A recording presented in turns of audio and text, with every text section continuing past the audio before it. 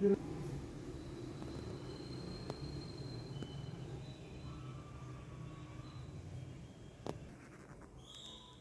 శివాయ గురువే నమః. శ్రీ శివాయ గురువే నమః. శ్రీ భగవాన్ బాలయోగీశ్వర మహాదేవ్ గారికి నమస్కారము. ఆయన గారి మరి యొక్క చిన్నతనంలో జరిగినటువంటి భగవాన్ గారి అద్భుతమైన మహత్యాన్ని గురించి చెప్తాను.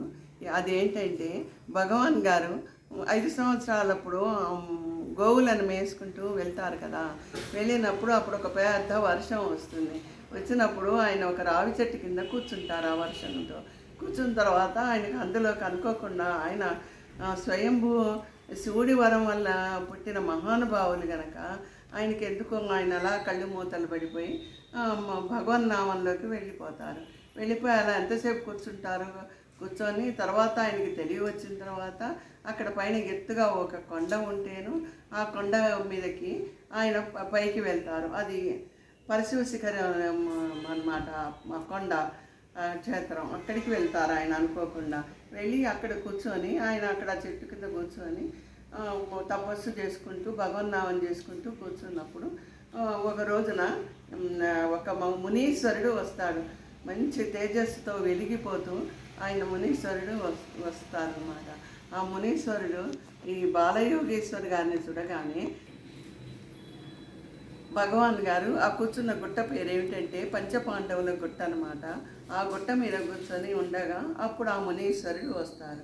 ఆ మునీశ్వరుడు తేజస్సుతో వెలిగిపోతూ ఉంటారన్నమాట. ఉండేటప్పటికీ ఆయన భగవాన్ని చూసి బాల, ఏమిటి నువ్వు తపస్సు చేస్తున్నావు, ఇక్కడ కూర్చున్నావు ఒక్కడివేనని పలకరిస్తారు.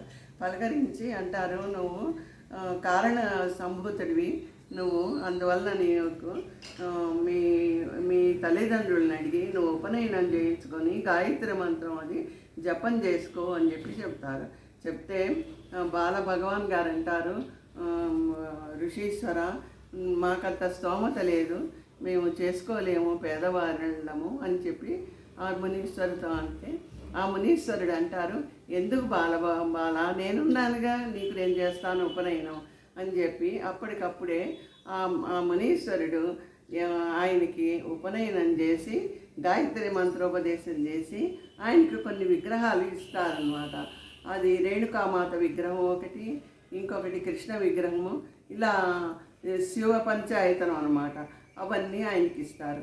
ఇచ్చి ఏం చేస్తారు, ఇచ్చేటప్పటికి చిన్నవారు కదా, ఆయన విగ్రహాల వంక చూసుకుంటూ గాయత్రి మంత్రం చూసుకుంటూ తలకాయ ఉంచుకొని ఉంటారు.